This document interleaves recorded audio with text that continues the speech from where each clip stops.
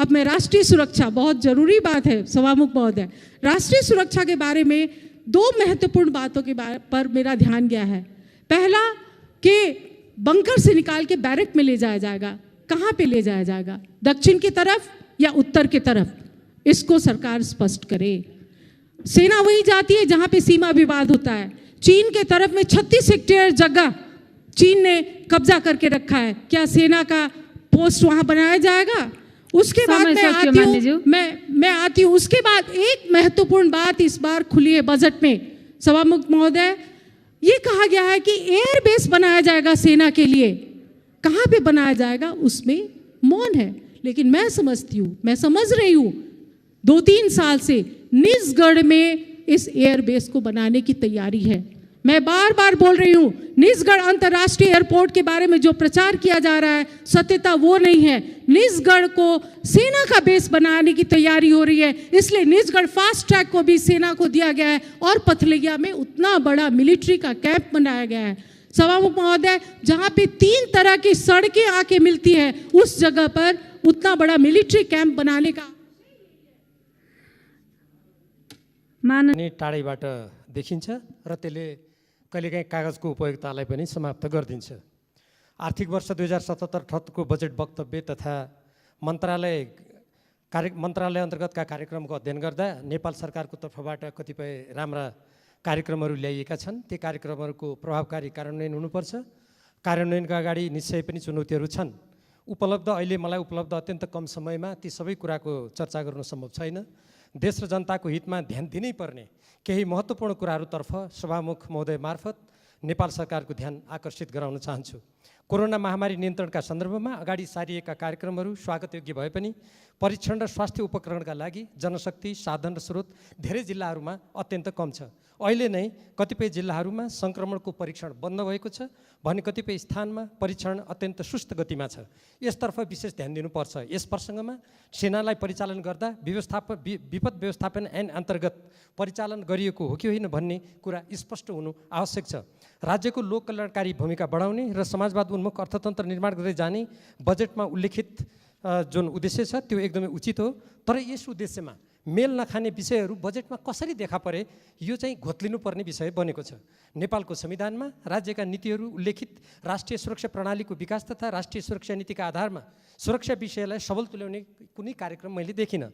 सीमा प्रशासन कार्यालय अन्तर्गत नागरिकता र राहदानी वितरण कार्यक्रमका लागि भनेर जम्मा 2,62,00,000 मात्र छुट्याइएको छ। नेपालको लिम्पियाधुरा, लिपुले, कालापानी, सुस्ता लगायतका भारतबाट अतिक्रमित भूभागमा सडक लगायतका पूर्वाधार निर्माण र स्थानीय जनताका लागि सेवा सुविधाको कार्यक्रम बजेटमा नआउनु यसलाई विडम्बना नै मान्नुपर्छ। देशको चिरकालीन अस्तित्वसँग गाँसिएको र संविधान बमोजिम तुरन्त गर्नुपर्ने नागरिकता सम्बन्धी ऐनको सम्बन्धमा यसमा बजेटमा कुनै पनि चर्चा नगरिनु यो पनि विस्मयकारी छ। सरकारको नेतृत्व गरिरहेको नेपाल कम्युनिस्ट पार्टी नेकपाको सामाजिक आर्थिक रूपान्तरणको आत्मनिर्भर अर्थतन्त्रको विकास र समग्रमा समाजवाद उन्मुख राष्ट्रिय औद्योगिक क्रान्तिको नीति अवलम्बन गरिएको पाइएन। बरु विकासका दृष्टिले पछि परेका क्षेत्रलाई अगाडि बढाउँदै सन्तुलित विकास गर्ने गरी बजेट आउनुपर्ने तर्फ त्यति ध्यान नगएको जस्तो आभास हुन्छ। नेपालको कुनै कानुन र सम्झौताबाट निर्धारण नभएको उत्तरी सीमा र दक्षिणी सीमामा अन्तर्देशीय भनेको दुई देशको बीचको सहभागितामा आर्थिक क्षेत्रको कुरा गरिएको छ। पेट्रोल अन्वेषण जसको लागि हामीले आत्मनिर्भरताको कुरा गर्छौँ जम्मा 15 लाख बजेट छुट्याइएको छ। कोरोना महामारीका कारण देशभित्र र बाहिर बेरोजगार बन्न बाध्य जनशक्तिलाई रोजगारी प्रदान गर्ने तथा जनताको भरण पोषणका लागि आवश्यक कृषि क्षेत्रलाई प्राथमिकतामा राख्दै सोही अनुसार बजेट विनियोजन गरिनुपर्छ भन्ने सुझाव सर्वत्र सुनिएको हो। तर बजेटमा त्यसो नभएको भन्दै स्वयं कृषि मन्त्रालयले गुनासो गरेको हामीले सुन्नु पर्ने यो पनि विडम्बना नै मान्नुपर्छ। यसो गर्नु उचित भएन। अर्कोतर्फ मैले यसो हेर्दा चक्लेटको भन्सार घटाउने, मलको भन्सार बढाउने यो पनि समाजवाद उन्मुख नीतिको विरुद्धमा छ। शिक्षा क्षेत्रमा राज्यको लगानी वृद्धि गरी निजी क्षेत्रको लगानीका निजी क्षेत्रको लगानीलाई नियमन र व्यवस्थापन गरी सेवामूलक बनाउने राज्यको नीति विपरीत निजी विद्यालयले सामुदायिक विद्यालयको शैक्षिक गुणस्तर सुधारको जिम्मेवारी लिनुपर्ने कुरा यो बजेटमा कसरी पर्यो र स्वयं शिक्षा मन्त्रालयले यसप्रति आपत्ति जनाउनु पर्ने विडम्बनापूर्ण स्थिति कसरी उत्पन्न भयो यसलाई स्पष्ट पार्नु आवश्यक छ। संविधानको भावना तथा सरकारको नेतृत्व गरिरहेको दल नेपाल कम्युनिस्ट पार्टीको नीतिसँग पनि यो कुरा मेल खाँदैन। आगामी 3 वर्षमा काठमाडौँ उपत्यकाभित्र विद्युतीय सवारी साधन मात्र उपयोग गर्ने कार्ययोजना बनाई लागू गरिनेछ भन्ने सत्ताधारी दल नेपाल कम्युनिस्ट पार्टीको निर्वाचनको घोषणापत्रमा स्पष्ट रूपमा उल्लेख छ, तर त्यसको विरुद्ध विद्युतीय गाडी आयात गर्ने कुरालाई निरुत्साहित किन गरियो यसलाई पनि नेपाली जनताले बुझ्न चाहेका छन्। विदेशी सहायतामाथिको निर्भरता क्रमशः हटाउँदै लगिने र विदेशी सहायता नचाहिने गरी अर्थतन्त्रको विकास गरिने घोषणापत्रको नीति अवलम्बन गरेको मैले चाहिँ राम्ररी हेर्दा त्यति भेटिनँ। उल्टै नेपालको राष्ट्रिय हित, स्वाधीनता र अस्मितामा आँच पुर्याउन सक्ने भनी व्यापक रूपमा जनताबाट, राजनीतिक दलका विभिन्न मानिसहरूबाट र बुद्धिजीवीबाट आलोचित मिलेनियम च्यालेन्ज कर्पोरेसनसँगको सम्झौता यस गरिमामय संसदबाट अनुमोदन नहुँदै त्यस अन्तर्गतका आयोजनालाई बजेटमा समावेश गर्ने जस्तो गैरजिम्मेवार कार्य गरिएको छ। यो अत्यन्त अनुचित छ। समाजवादप्रति प्रतिबद्ध रहने नेपालको संविधानको मार्ग निर्देशन अनुरूप हुनुपर्नेमा नव उदारवादी बाटो समात्न खोजेको हो कि भन्ने यसबाट आभास हुन्छ।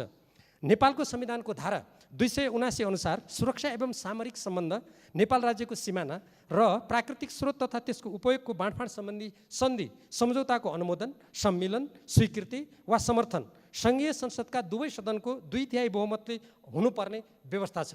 यो व्यवस्थालाई अहिले जति पनि यो सायद लगानी बोर्ड होस् जो प्रधानमन्त्री कार्यालयसँग सम्बन्धित छ, चाहे अरू नेपाल सरकारका निकायहरू हुन्, ती निकायहरूले गम्भीर रूपमा त्यसलाई ध्यान दिएर तदनुकूल जानुपर्नेमा मलाई आजकल के लाग्छ भने नेपालको संविधानको यो धारा एकदम ओझेलमा परेको छ र यसप्रति कुनै ध्यान नदिएको जस्तो लाग्छ।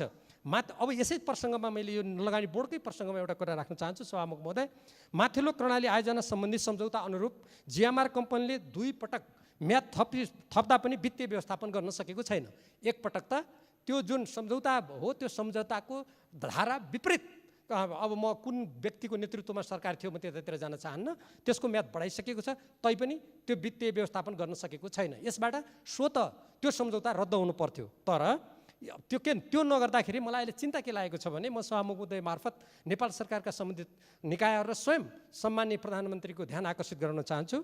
दोस्रो पटक म्याद थप्नु त सम्झौता विपरीत हुँदै हो, त्यो सम्झौता पहिले नै खारिज भएको छैन। लगानी बोर्ड सम्बन्धी कार्यमा पनि कतै उल्लेख छैन। अब कतै यो कोरोनाको जुन बन्देजको अवस्था छ, यो बन्देजको अवस्थामा कतै फेरि त्यो जिएमआर कम्पनीले उल्टै नेपाल सरकारसँग क्षतिपूर्ति माग्ने अवस्था त सिर्जना हुने होइन। फेरि यो गरिमामय संसदमा नेपाली जनताका सामु हामीले हाम्रो राष्ट्रिय हितको सुरक्षाको लागि बोल्नुपर्ने अवस्था त आउँदैन भन्ने चिन्ता उत्पन्न भएको छ। समग्रतामा भन्ने हो भने हाम्रो जुन यो बजेट हो, जुन नीति कार्यक्रमबाट निर्देशित छ, यसको उद्देश्यको बारेमा मैले अघि नै भने यो सबै हाम्रो नेपालको संविधानको समाजवाद उन्मुख हाम्रो नीति र त्यसमा लोक कल्याणकारी राज्यका सिद्धान्तहरू स्वयं यो सरकार सञ्चालन गर्ने नेतृत्व गरिरहेको नेपाल कम्युनिस्ट पार्टी नेकपाका चुनावी घोषणापत्रमा आधारित भएर अगाडि बढ्नेछ भन्ने कुरा मैले कता पढेको थिएँ। तर मैले केही उदाहरणहरू त्यो नीतिको विपरीत मैले पाएँ। त्यसकारण अब बजेटको कार्यान्वयन गर्दाखेरि हाम्रो त्यो घोषित नीतिसँग मेल नखाने हाम्रो राष्ट्रियता, स्वाधीनता, सार्वभौमसत्ता, अखण्डता, स्वाभिमान। अब मैं राष्ट्रीय सुरक्षा, बहुत जरूरी बात है सभामुख महोदय, राष्ट्रीय सुरक्षा के बारे में 2 महत्वपूर्ण बातों के पर मेरा ध्यान गया है। पहला कि बंकर से निकाल के बैरक में ले जाया जाएगा, कहाँ पे ले जाया जाएगा, दक्षिण की तरफ या उत्तर की तरफ, इसको सरकार स्पष्ट करे। सेना वही जाती है जहाँ पे सीमा विवाद होता है। चीन के तरफ में 36 हेक्टेयर जगह चीन ने कब्जा करके रखा है, क्या सेना का पोस्ट वहाँ बनाया जाएगा? उसके बाद मैं आती हूँ उसके बाद एक महत्वपूर्ण बात इस बार खुली है बजट में सभामुख महोदय, ये कहा गया है कि एयर बेस बनाया जाएगा सेना के लिए। कहाँ पे बनाया जाएगा उसमें मौन है, लेकिन मैं समझती हूँ, मैं समझ रही हूँ 2-3 साल से निजगढ़ में इस एयर बेस को बनाने की तैयारी है। मैं बार बार बोल रही हूँ, निजगढ़ अंतर्राष्ट्रीय एयरपोर्ट के बारे में जो प्रचार किया जा रहा है सत्यता वो नहीं है। निजगढ़ को सेना का बेस बनाने की तैयारी हो रही है, इसलिए निजगढ़ फास्ट ट्रैक को भी सेना को दिया गया है और पथलैया में उतना बड़ा मिलिट्री का कैंप बनाया गया है। सभामुख महोदय, जहाँ पे 3 तरह की सड़कें आके मिलती है उस जगह पर उतना बड़ा मिलिट्री कैंप बनाने का।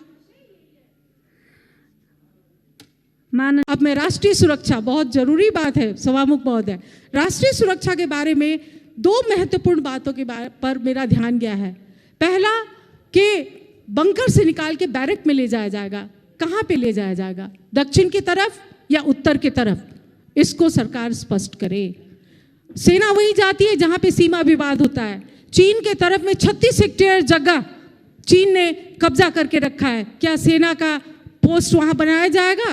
उसके बाद समय मैं सकियो, आती मान्यज्यू। हूँ मैं आती हूँ उसके बाद एक महत्वपूर्ण बात इस बार खुली है बजट में सभामुख महोदय, ये कहा गया है कि एयर बेस बनाया जाएगा सेना के लिए। कहाँ पे बनाया जाएगा उसमें मौन है, लेकिन मैं समझती हूँ, मैं समझ रही हूँ 2-3 साल से निजगढ़ में इस एयर बेस को बनाने की तैयारी है। मैं बार बार बोल रही हूँ, निजगढ़ अंतर्राष्ट्रीय एयरपोर्ट के बारे में जो प्रचार किया जा रहा है सत्यता वो नहीं है। निजगढ़ को सेना का बेस बनाने की तैयारी हो रही है, इसलिए निजगढ़ फास्ट ट्रैक को भी सेना को दिया गया है और पथलैया में उतना बड़ा मिलिट्री का कैंप बनाया गया है। सभामुख महोदय, जहाँ पे 3 तरह की सड़कें आके मिलती है उस जगह पर उतना बड़ा मिलिट्री कैंप बनाने का मान